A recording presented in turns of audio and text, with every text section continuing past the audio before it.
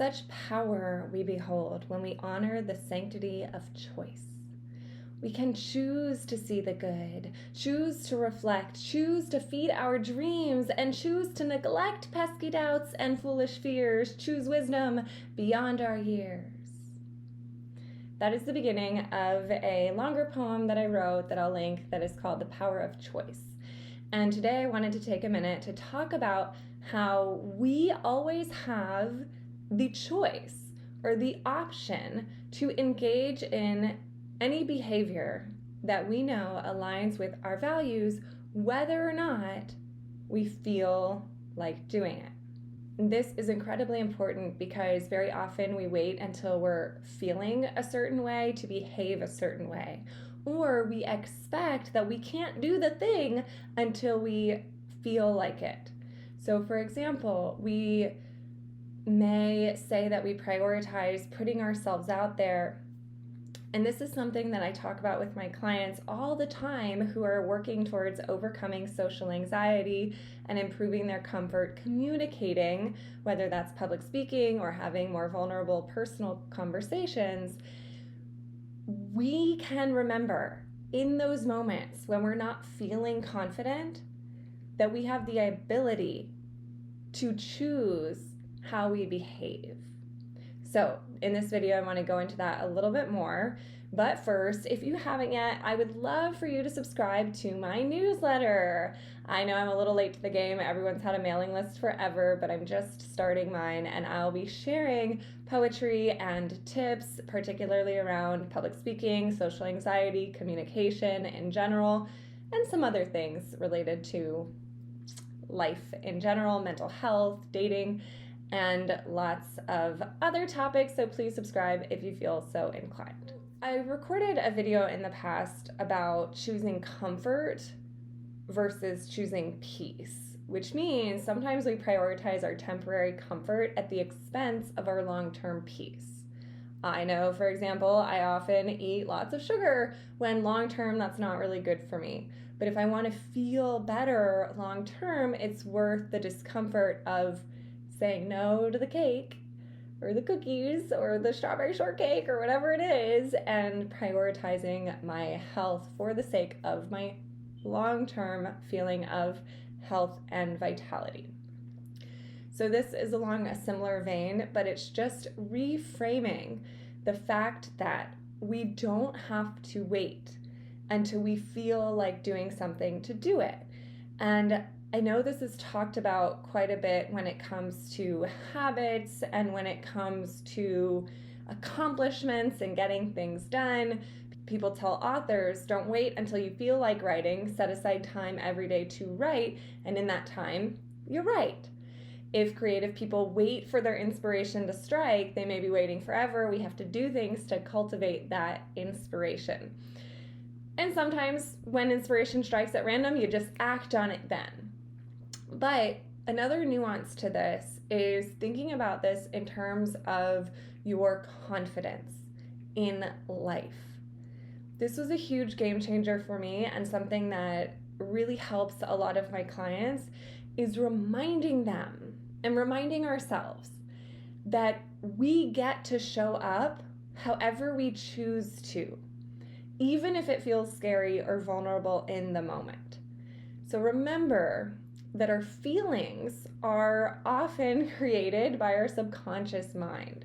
So if you're feeling nervous to speak up in a meeting, for example, that is your subconscious mind's mechanism to try to keep you safe. It's saying, don't do that, avoid that scary situation that will open you up for judgment. If they judge you negatively, now you're in danger because you're going to be excised from the group, and humans are social creatures. We need to belong to the pack. We want to be accepted. So that can trigger our very deep fight or flight stress response. And when we choose to override that feeling of nervousness, we can overcome that fight or flight stress response, and it doesn't feel as uncomfortable every single time. And therefore, our feelings of nervousness will start to be reduced over time. And when we are feeling nervous, we'll no longer be victims to that nervousness. It's not about never feeling nervous, but it's about showing up anyway and performing the way you want to anyway, even if you have some of those jitters, which are actually your subconscious's way of trying to serve you, of trying to keep you safe. And if that's really hard to grasp, I encourage you to download my free PDF with 5 powerful perspective shifts for lasting confidence. It's absolutely free, and it goes through some of my top mindset hacks to improve your long-term confidence. And so a really powerful exercise to put this into practice is think about an adjective that you would want people to use to describe you when you enter a room or after they've had a conversation with you.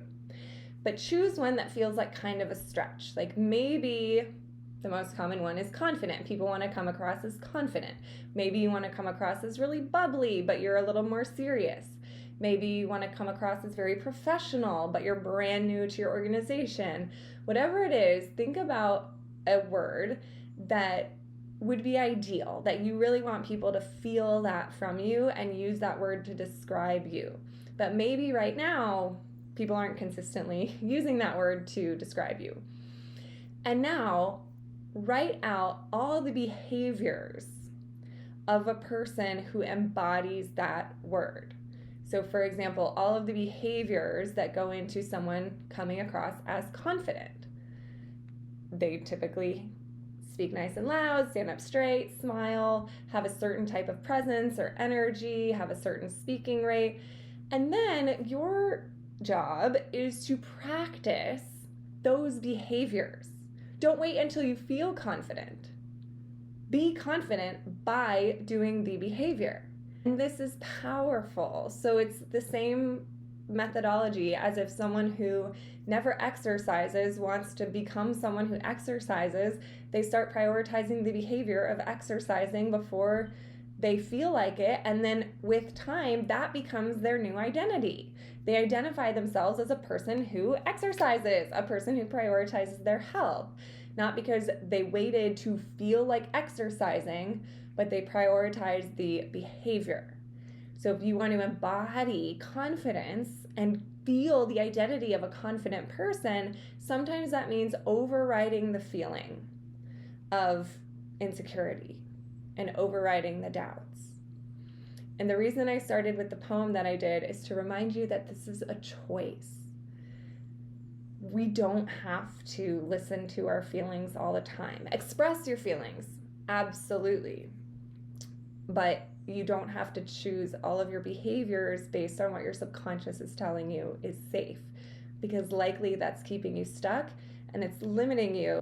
So choose one behavior that aligns with your value system, that aligns with something that really matters to you, and start to embody it this week.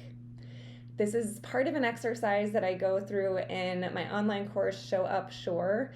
And so far, the feedback from everyone that's taken the course has been that it has helped reduce their social anxiety, which isn't necessarily something that I expected. I thought it was more just about confidence in general, but they're telling me, like, I'm talking to strangers now, and I never used to do that, and I feel so much more confident in social settings. So if that's something you struggle with, I highly recommend you check out that course. It is available on Udemy with a full money-back guarantee if you don't love it. Please share this video with someone that you think could benefit if you found it helpful. And remember, prioritize your behavior over your feeling. If your feeling isn't serving you, you have the power of choice.